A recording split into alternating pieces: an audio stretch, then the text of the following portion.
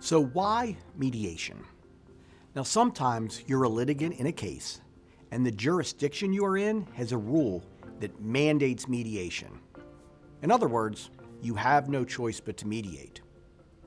Sometimes you have an option as to where to bring your case, a certain county court, or a decision between state court or a federal district court. When there is an option, knowing whether mediation is mandatory should be a factor. Are you better off in a jurisdiction where you know the case will go to mediation at some point? I submit, whether you're a plaintiff or a defendant, whether it's a case for money damages or equitable relief, the answer is yes. Choose the jurisdiction that provides for mediation. Another reason to mediate is the relationship between the parties. If it's contractual, and that contract makes mediation a condition precedent to moving to the next step, then this type of clause is important to understand, of course, before signing the contract. Now, if it's in your contract, before you could even consider bringing a lawsuit, you need to attend mediation. Now, from my perspective, this is a good thing. It may be somewhat of a forced thing, but it is what the parties bargained for, hopefully knowingly, so make the best of it and give it a fair chance to try to resolve the dispute. Mediation can save money. Now, we know most cases end up resolving prior to trial, and a lot of those cases reach that resolution through the mediation process. Sure, some settle amongst the parties, and some still settle on the courthouse steps, sometimes literally and others figuratively. Sometimes parties do all that's necessary for trial, prepare witnesses, prepare openings and closings, all those pretrial filings, the client involved every step of the way, only to settle the day of trial.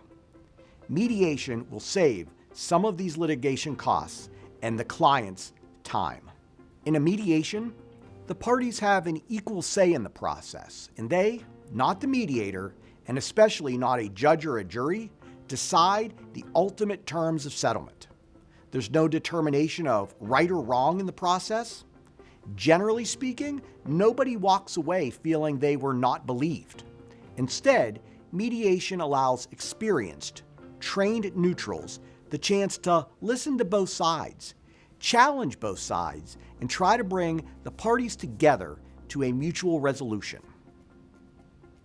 One of the most overlooked benefits of mediation as a dispute resolution process is that it can help preserve relationships that would likely be destroyed through years and years of contentious litigation.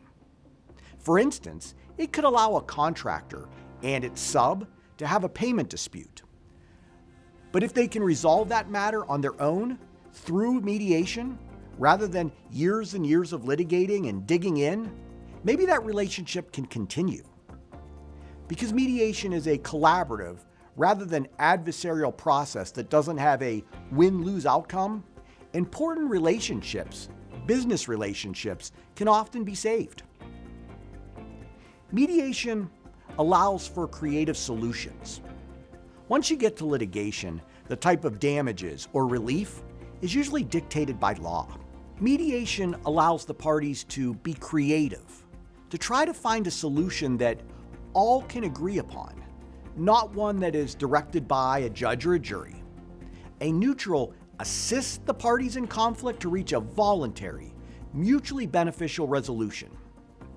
Mediation can resolve all issues important to the parties, not just the underlying legal dispute.